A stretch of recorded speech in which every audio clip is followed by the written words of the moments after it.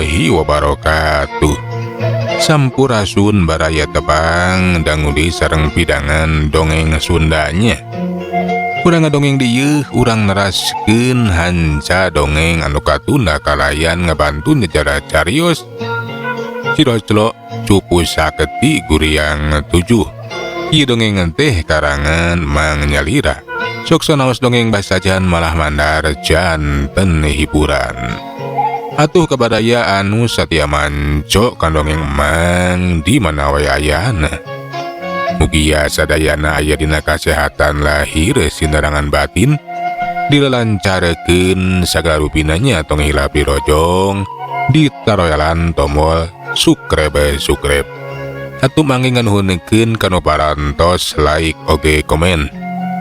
Mangga mitra supados teu nyangkolong ting kana waktos.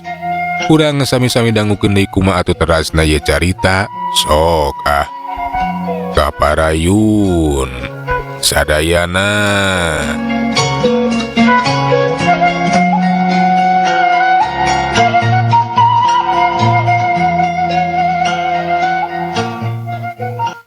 Kocapekeun wae sabada tepi ka karajaan Darumanagara. Si Patrawaja saparakan cate dijebloskeun ka panjara. Kari nunggu putusan anu sakeudeung deui cenah bakal ditangtukeun ngaliwatan kaputusan ti Kangjeng Prabu anu boga hak mutlak pikeun nangtukeun hiji hukuman. Nya akhirna mah Gusti Prabu Dewa Warman teu masihan putusan. Lamun Sirungkawa saparakan cate tajalian teu jeung si Patrawaja kudu narima hukuman pati, hukuman anu satimpal. Hari kituna mah lantaran cenah kajahatana teh geus ngaliwatan batas gatang tuan. Di antarana bae wani makar lamun ceuk ayeuna mah geus barontak ka karajaan Darumanagara. Jelas-jelas hayang ngarebut kakawasan. Jeung deui tindak laku kajahatana teh saeutik geus ngarugikeun. Pikeun kerajaan-kerajaan sejen kerajaan-kerajaan leutik. Malahan teu saeutik loba jalma anu henteu boga dosa anu jadi korban.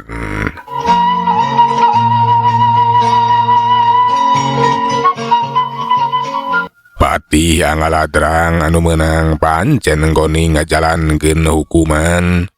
Harita teh keur sawala jeung para pangagung atawa pajabat lamun ceuk ayeuna mah. Anu liana kadenge pati angaladrang teh sacarita dumasar kana kaputusan ti Gusti Prabu. Sirungkawa jeung si Patrawaja kudu dihukum pati. Sedengkeun ari anak buah nama cukup menang hukuman buang diberok di pulau anu geus ditangtukeun. Dina nggoni ngajalankeun ieu hukuman pati, kaula rada bingung. Keun ari si Patrawaja mah ku cara dipencit atawa digantung oge tinang tu bakal ajal binasa. Tapi pikeun Sirungkawa anu boga elmu rawarontek hamo bisa paeh kitu wae. Cikan kumaha? Sugan aya di antara ranjeun anu boga kamandang. Punten Gusti, rupina Sirungkawa mah lian ti dipencit anggahota badan ge kedah dipisahkeun. Ditebihkeun wae ngan ngapanginten dina ngurabekeunana kedah dipetian atanabi digantung dina tangkal kai atanabi disimpen di jero guha. Tak kitu. Tema Raden Santanu mere kamandangna pati angaladrang teh atuh mani ungut-unggutan. Hade eta usulan ti anjeun teh Santanu. Ngan bae cikan-cikan. Nah aya anu leuwih hade, leuwih alus. Ari marga lantaran mah lamun ku cara kitu inggis Sirungkawa masih kena bisa hirup. Hiji mangsa pasti bakal hirup deui. Saupama aya anu ngahijikeun layon. Kaula mah miharap Sirungkawa teh bakal ajal binasa salilana. Moal bisa dihirup deui najan kukumaha oge tak kitu. Sakadapan mah anu haladir teh atuh maning ngaharuleng kabeh bingung. Kudu kumaha deui cenah carana teh pikeun ngabinasakeun Sirungkawa nebikeun ka Sirungkawa teh hamo bisa hirup deui.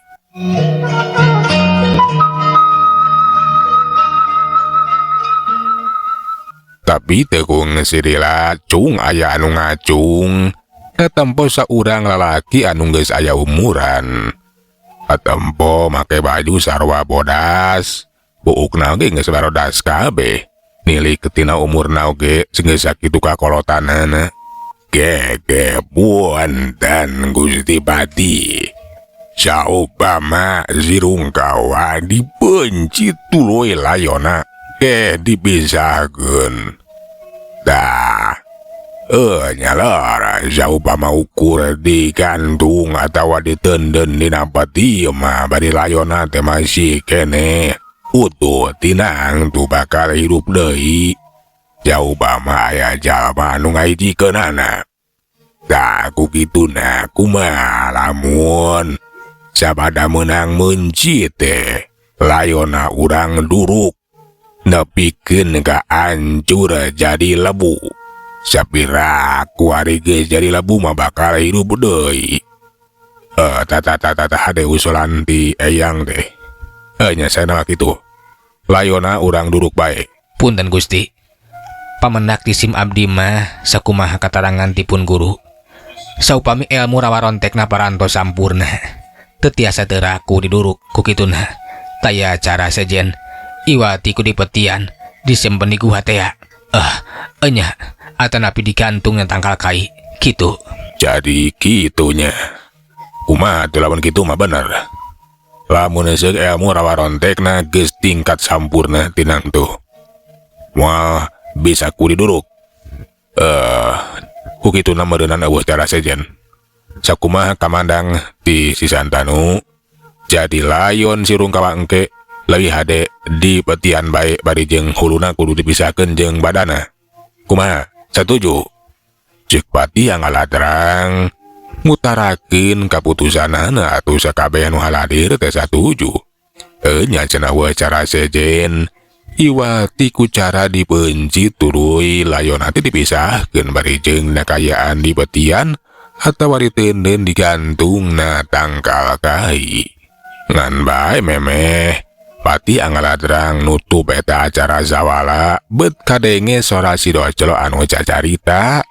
Kawasna bae si Doclo anu nungguan di luar tengah-tengah karena eta putusan si Doclo jika anu arek mere kamandang. Punten Gusti Pati. Saupama Sirungkawa dihukum Pati ku cara dipencit tuluy layona dipisahkeun di petian kitu atanapi digantung mah. Ari cek uing mah kurang hade, kurang jitu. Kumaha lamun eta layona teh urang bebaskeun we ku uing kana jero taneuh nu sajero-jeronakeun sina kagencet tina jero taneuh. Tinang tu eta Sirungkawa teh hamo bisa hirup deui. Pekoe pikir ku Gusti Pati kangaranan aya di jero taneuh bari jeung kagencet, bari jeung teu bisa ngarenghap. Kapan ripuh ka ayana teh lila mah bakal koit beneran, bakal maeot. Tah kitu Gusti. Bener. Bener pisan Doclo. Kaula satuju kana kamandang di maneh. Ngan bae lebah di iwati maneh meureunnan. Anu bisa ngajalankeun eta hukuman pikeun babasikeun Sirungkawa kana jero taneuh. Nyala Gusti Pati keun eta mah urusan uing. Pokona mah Sirungkawa bakal dibebaskeun kana jero taneuh anu sajero-jerona. Gitu cenah nu akhirna mah kamandang ti si Doclo teh dianggap cara anu paling jitu. Atuh ari geus kitu mah sawala teh bubar. Malahan mah Pati angaladrang teh marentahkeun ka Senopatina nyata Senopati Antasena pon kitu deui Raden Santanu pikeun marentah prajurit nyebarkeun salamaran ari anu isina teh ngabejaan ka sakabeh rahayat lamun kerajaan Tarumanagara teh bakal ngayakeun acara nyata pikeun ngahukuman Sirungkawa jeung si Patrawaja pun kitu deui jalma-jalma anu geus wani ngalawan ka kerajaan. Pon kitu deui nyebarkeun surat ka kerajaan-kerajaan leutik, kerajaan anu masih kene aya dina kakawasaan Tarumanagara. Parah nyangsian lamun jalma anu sadaya ieu geus ngarugikeun teh. Jalma anu geus rerebut kakawasaan bakal menang hukuman mati. atuh gancangna carita. Eta salembaran atau uleman teh sisebarekeun we ka sakumna rahayat jeung kerajaan-kerajaan leutik kari nunggu waketu nyaeta ngarumangsungna acara hukum batin bakal diayakeun di alun-alun kerajaan. Keentuna ayeuna mah urang caturkeun nyaeta di pangberokan atawa di penjara. Si Rungkawa jeung si Patrawaja teh anu bakal narima hukuman bati katingali duanana teh keur uplak ngobrol. Ari anu diobrolkeun teh taya lianti ngeunaan nasi berdiri. Kumaha Gusti, geuningan kieu nasib urang duaan teh. Lain kajayaan, lain kesenangan anu kasorang, tapi kalah kasangsaraan, kalah kawiwirang, oge hukuman pati anu bakal sakedeung diditibankeun ka urang duaan. Nah Gusti teh bade narima kitu wae. Moal ngadamel tarekah enggoning nyalametkeun diri. Keur kaula bisa wae kaluar ti jero panjara euy. Tapi kapan di luar teh aya si Dojlo? Terus terang, kaula moal sanggup ari kudu nyang hareupan si Dojlo mah. Sarua jeung kaula teh sosoroh kojor.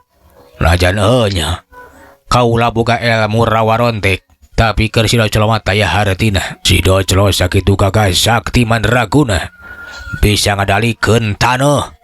Kumaha lamun ke kaula teh dibebaskeun kana jerat taneuh bari jeung kagenjet. Bakal ribu jeung dibakal kojor asalilana euy. Mohon Gusti, tapi nah atuh si Dojlo teh aya ku sakti-sakti teuing. Boa-boa euy. Si Dojlo mah lain jelema biasa, lain jalma samanea. Bisa jadi si Dojlo teh nyaeta turunan dewa atawa dewa kamanusiaan euy, anu diturunkeun ka alam bawenangan. Nilik tina kasaktian jeung gagahanana susah pikeun pitandingeunana euy. Nya Gusti, bisa jadi tah si Dojlo teh nyaeta dewa anu keur nyamur. Haduh, cilaka. Kan kumaha ieu nasib kuring Gusti? Lantaran ari kuring mah teu boga ilmu rawarontek, dina narima hukuman pati teh bakal nuluy. Beda deui jeung Gusti Prabu. Sanajan Gusti geus dihukum pati, dicacak di walang-walang, masih keneh gaduh kasempatan pikeun hirup deui. Beda pisan sareng abdi. Abdi mah meureunan geus pasti bakal aja binasa anu salilana. Ya sia mah pasti bakal nuluy ku dipencit oge sia Patrawaja. Ari kaula mah masih keneh boga kasempatan hirup euy. Najan geus dipaehan dicacak di walang-walang oge satungtung. Maya jalma anu nurungan kahijikeun awak dewek, antel jeung taneuh, pasti bakal hirup deui. Ngan inggis we tetep euy. Inggis si Dojlo teh tuluy campur dina mere hukuman. Kumaha lamun layon dewek teh dibebaskeun kana jero taneuh? Alah, cilaka. Si Rungkawa jeung si Patrawaja teh sakadapan menjadi pating ngarulang bingung anu teu manghitung-hitung sudah mana anu taya hinggana.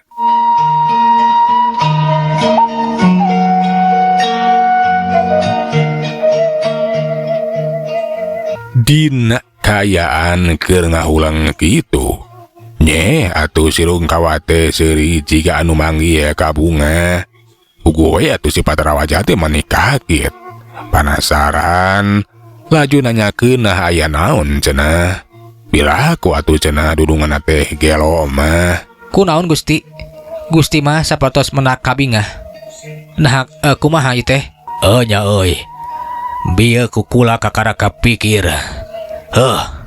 Eueuh cara sejen supaya bisa bebas ngaloloskeun diri ti ieu pangberokan jeung salamatin hukuman.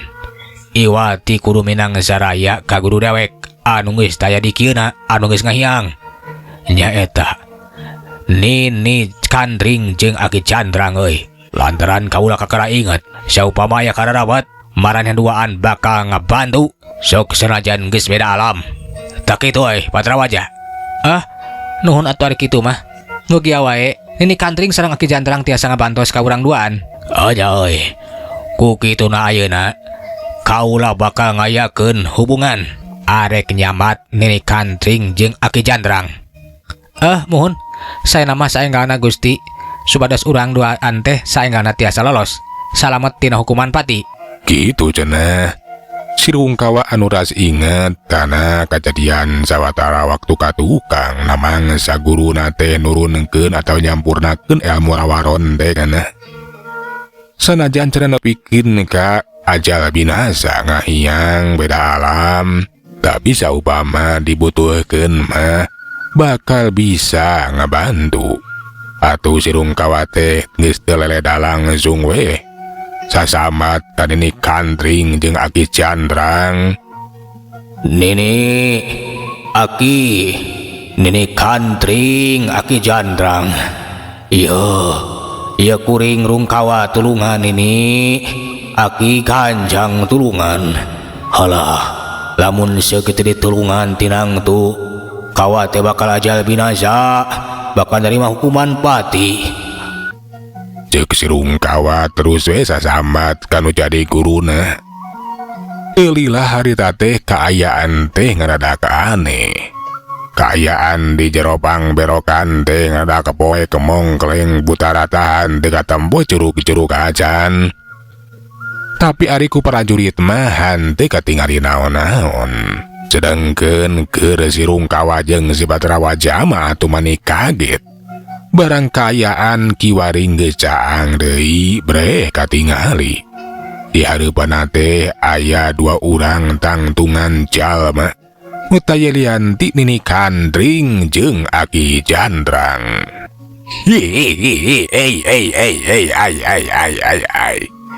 Aya naon maneh teh kawa bet nyanyamat. Kewek duaan segala rupa euy. Sia kawa. Nah naon atuh pangna maneh buat nyanyamat aing duaan dulu. Nah aya kada dapat. Alah teteh lah geuning sia teh aya di jero pangberokan geuningan. Allah, nuhun Nini Aki laras teh. Nini sareng Aki sanes ridiwa teh sanes jurig. Aing teh puguh ngahaja datang di alam kahiyangan ka dieu sia. Sasat kabedol ku sia anu sasambat. Sok gancang bejakeun.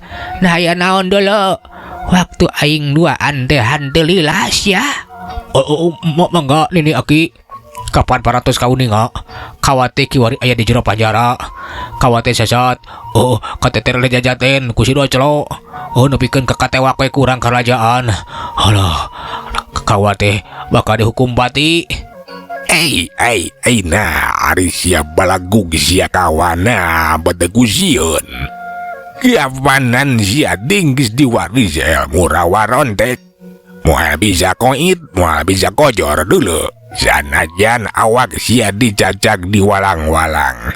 Najan layun sia diduruk moal terak dulu. Nya balagug dedebeakeun ku sorangan sia. Montong sieun. Nya bener sia kawa. Nah ari sia jadi borangan kapan sia teh geus nyangking sapinuhna. Ilmu rawaron teh dina tingkat anu sampurna deuleu. Ulah sieun ku pati. Sia bakal hirup langgeng deuleu sia. Allah, nya ari kitu nama moal aya jalma nu sanggup pikeun ngabinasakeun kawa. Ngan beda deui yeuh. Aya jalma aneh ngaranna teh si Doclo. Eta si Doclo majikanna teh dewa kamanusiaan. Halah, ilmuna gagah sakti mandraguna. Pokona mah ilmu rawaron teh Nini Aki kupingkeun yeuh. Taya hartina. Kumaha lamun kawate dibebaskeun kana jero tanuh, digencet ku tanuh. Tinang tu kawate bakal paeh, bakal kasiksa, tak kitu. Pokona mah eta si Doclo teh boga kemampuan bisa ngadalikeun tanuh, bisa ngadalikeun alam. Kitu ku tante.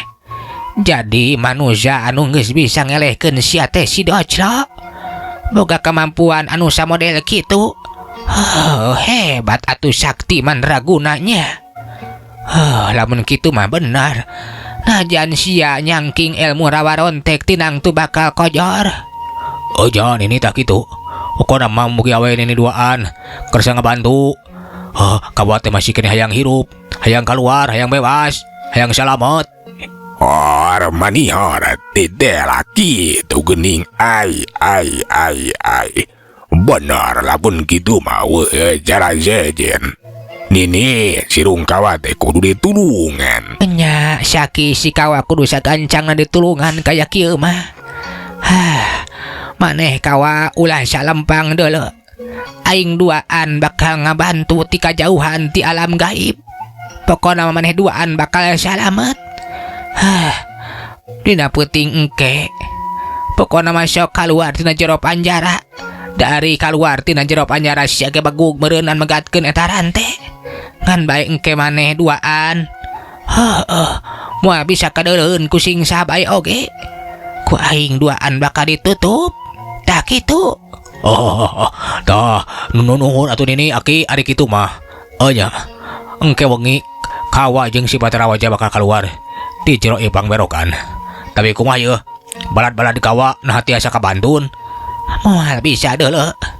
Lantaran ai loba teuing mah tante bisa sia. Pangawasa aing duaan ukur bisa nyelametkeun sababaraha urang. Nutupan maneh tina paningali musuh. Kitu we kawa. Engke peuting saupama maraneh duaan kaluar tina jero ieu pangberokan ulah keungkeun. Ku aing duaan bakal ditang tayungan. Pokona mah lian ti moal aya nu bisa neuleu. Loba anu bakal keun aku ilmu sirap. Ku aing bakal disirap tah kitu. Nya mongga nini aki aduh nuhun pisan. Patra urang teh bakal salamet euy. Nya Gusti, urang teh masih kena aya kemungkinan bisa salamet.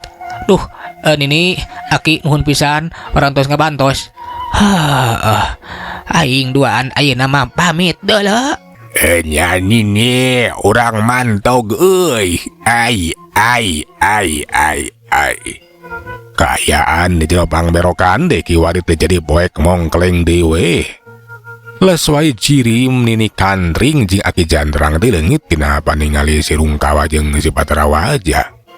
Sedangkeun ari para prajurit harita teh bet asa ku aheng cenah. Kaayaan di jero penjara teh katempo we. Si Rungkawa jeung si Patra Wajah jiga ngocoblak kesorangan. Ngan bae aneh caritana teh asa teh kaharti. Ugue atuh pikeun para prajurit mah maneh kaget. Moal kitu cenah nu duaan teh garelo kulantaran meureunan bakating ku geus Pondok Harapan duana teh bakal narima hukuman pati. Nah kadeuleu ku sia euy.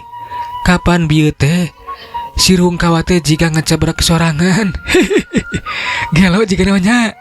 Deh tameureunnan geus Pondok Harapan sakedeung deui bakal dihukum pati. Tuh mantai si kurang ajar teh. Alah, namikeun ka gelo. Nya bener euy. Kadenge kuing oge ngocebrak sorangan.